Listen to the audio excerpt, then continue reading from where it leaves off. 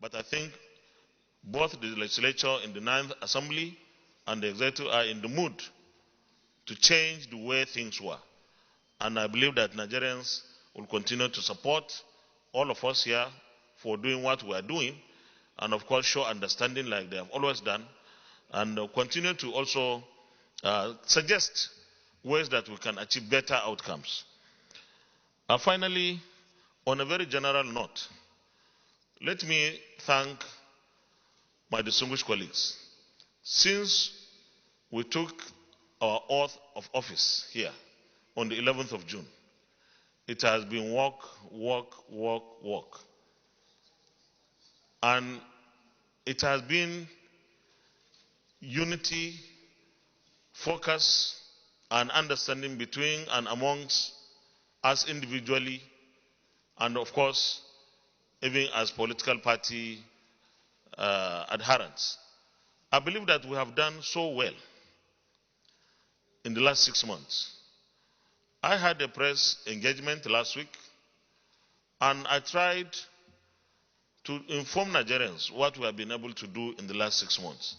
We couldn't have done all those things without the unity that we found amongst ourselves. We are human beings.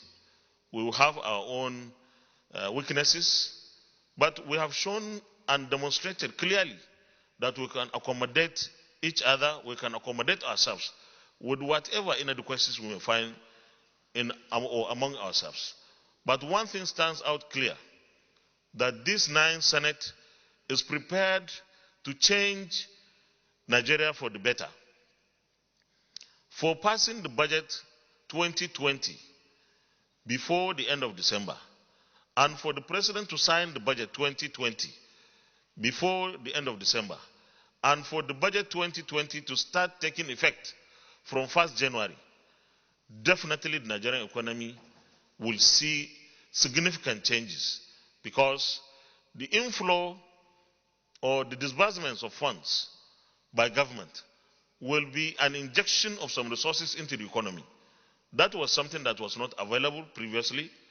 We believe that the executive has a role here to ensure that the budget 2020 is implemented fully, as much as our resources can accommodate.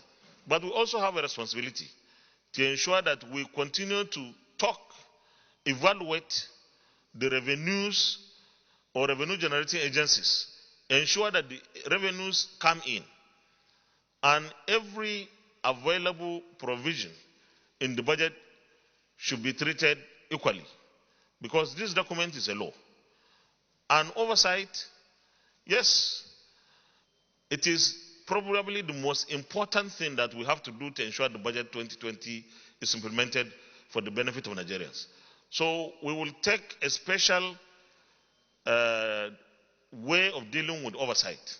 We are going to oversight fully. All our committees will carry out their oversight fully on the executive arm of government. We believe that this is not trying to make someone uncomfortable. This is the best way to go to ensure that there is the implementation of those laudable and noble projects that will make life better for Nigerians. So we should be prepared when we come back. But also when we come back, by the grace of God, we are going to face some of the very serious legislations that are required in Nigeria. First, the PIB. The Petroleum Industry Bill has defied solution.